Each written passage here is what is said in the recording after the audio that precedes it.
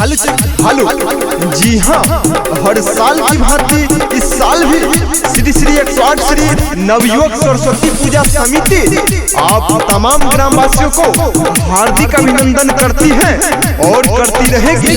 तो उठाइए दोनों हाथ और बोलिए सरस्वती माता की जय। तो मैया सरस्वती के छियै भसान रे, ट्रैक्टर पे सब रे। हेलो, एक भी बचना नहीं चाहिए, सब लोड कर दो। मैया सरस्वती के छियै भसान रे, ट्रैक्टर पे सब रे। डबल लाइट चुक भुकिया पार, डबल लाइट चुक भुकिया पार। अन्ना चैला भजो रे दीपक का तैया हरे, डीजे में जोरे जनरेटर के तार। अन्ना चैला भजो रे रबना तैयार रे अमितवा तैयार, डीजे में जोरे जनरेटर के तार। अन्ना चैला भजो चंदनवा तैयार है रे सोनुआ तैयार, डीजे में जोरे जनरेटर के तार। अरे रे रे रे, उस छोरी को लाइन मारता है, अभी मौका है, सुधर जाओ नहीं तो कमिटी के तरफ से बहुत मार पड़ेगी। और हाँ, ट्रैक्टर वाले भैया ट्रैक्टर धीरे धीरे जाने दीजिए, आगे जाम है।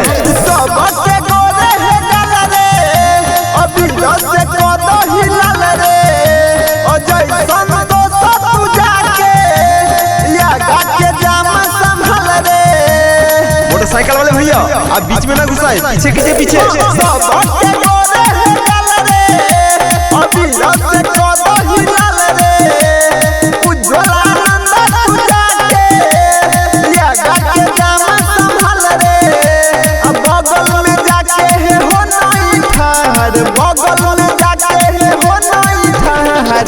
अन्ना चैला भजो रोहित तैया हरे, डीजे में जोरे जनरेटर के तारे।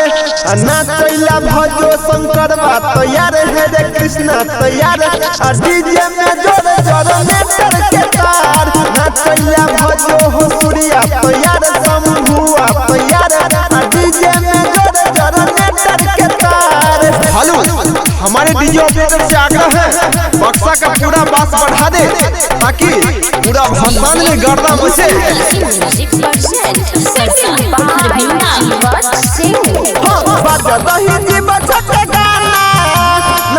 कोई करे नहीं माना, डीजे बंद होय के नहीं चाहिए, होये चाहे पुलिस थाना।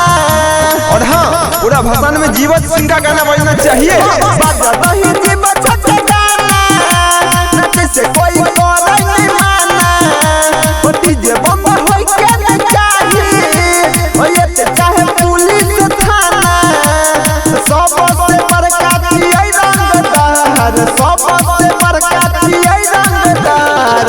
अन्ना चैला भजो रजसवा तैयार, डीजे में जोरे जनरेटर के तार।